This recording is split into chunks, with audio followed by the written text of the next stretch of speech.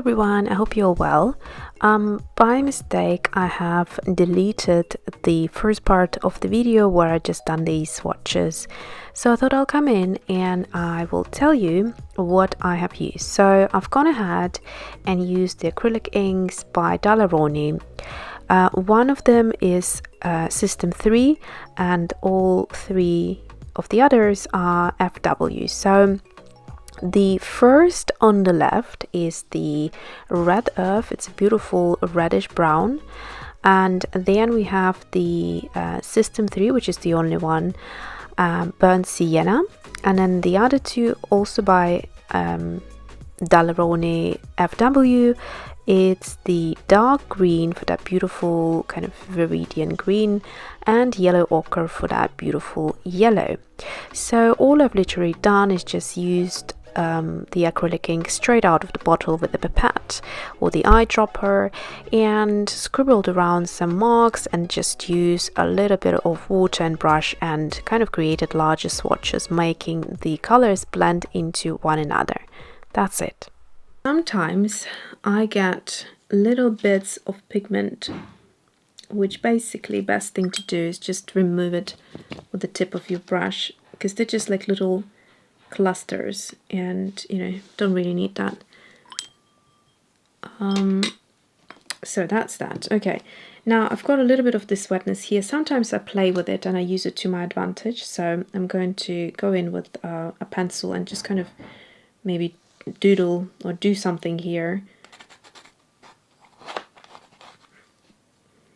And at this point I'm trying to switch off my brain as much as I can and just sort of have fun with this,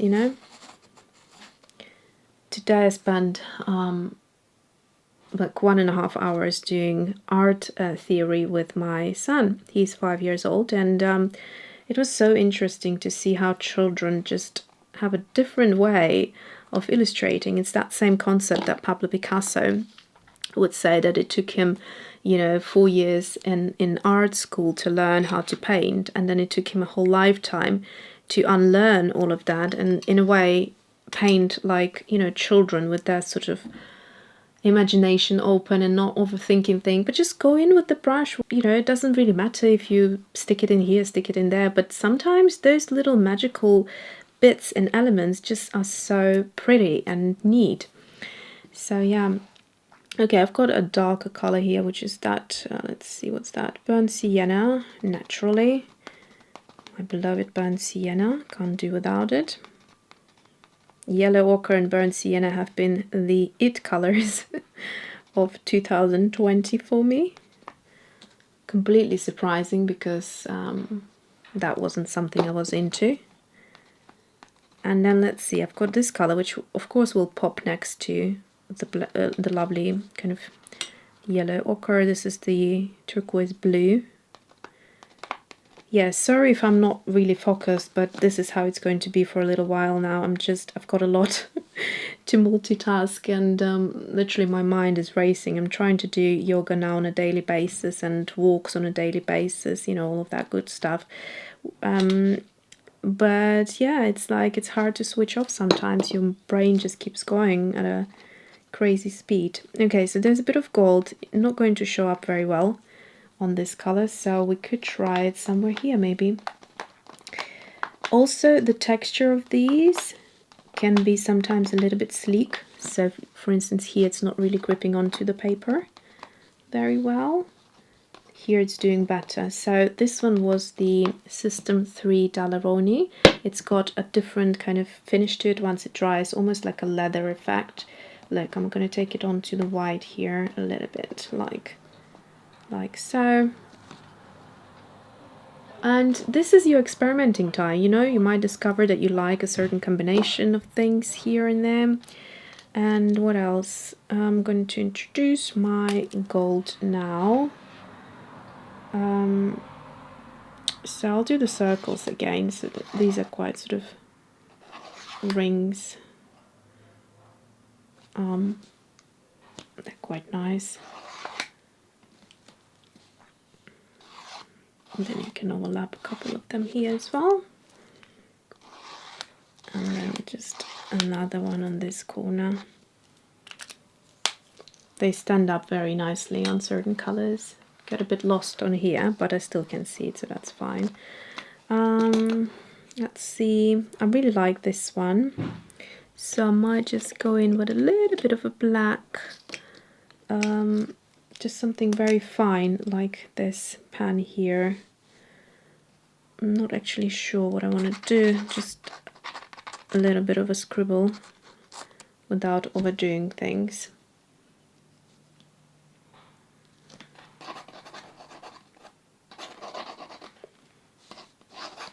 Even these scribbles are actually not that easy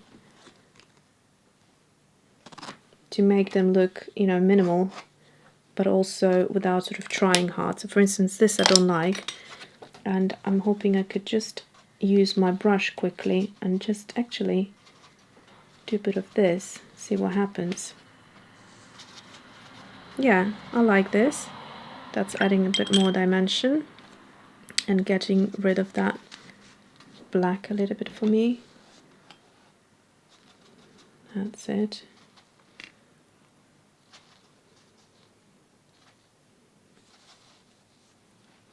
Okay, so that's done a little bit of something. And at this point it's starting to become a little bit forced, let's say.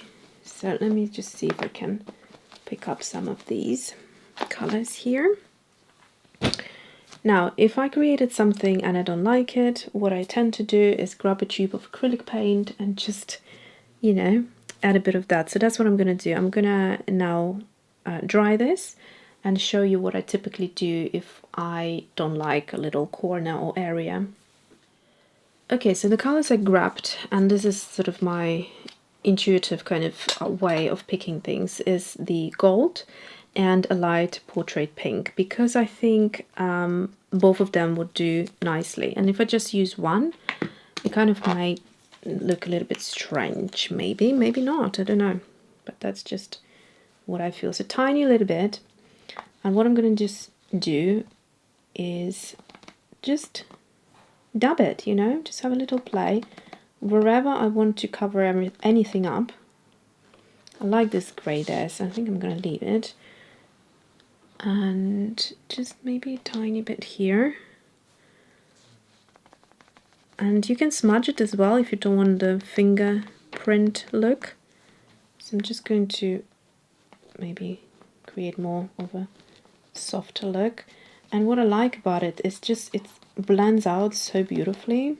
I love this sort of play.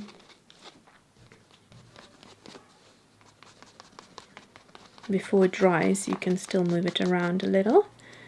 So that's it. And then I'm going to go into the gold.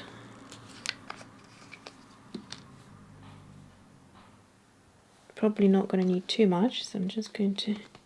And it doesn't matter if it sort of still blends into the pink, you can build it up. That's what I tend to do. Or you can wait a little bit longer if you're patient. But look, this is really pretty to me.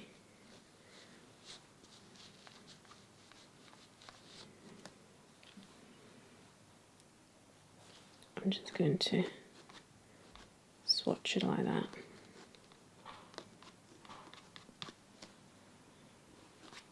That's it. Maybe pull it out a bit. Like that. Again, you can build it up a bit more.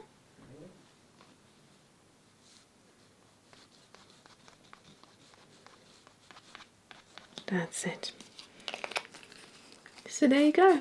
That's my abstract little bit of fun done, and I feel a little bit more rejuvenated, a little bit more sort of calmer, and I feel like my thoughts have gone down a little bit in terms of racing. I feel a bit more kind of at peace and a bit more relaxed, really, ready to carry on with the rest of the day.